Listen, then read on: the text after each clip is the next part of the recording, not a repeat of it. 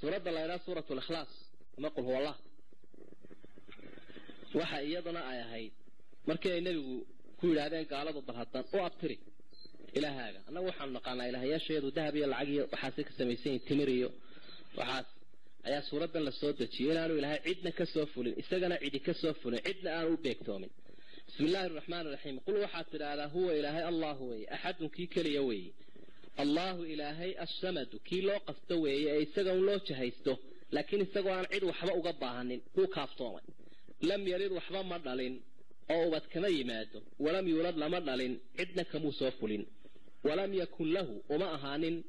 أحد قفنا بكفوا مد أدقما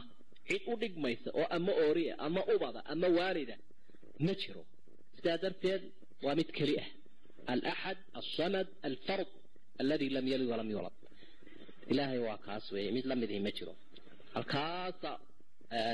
أي نقطي صفة إلهي سادرت با سورة الفضل قالوا آدي يا بدنيهاي نبي قراءة المعنى عليه الصلاة والسلام قفك إيادا أخريا إنه أخري قرآن كثلث كي وكلا استحمل هذا ومال ما تام التوحيد كورمي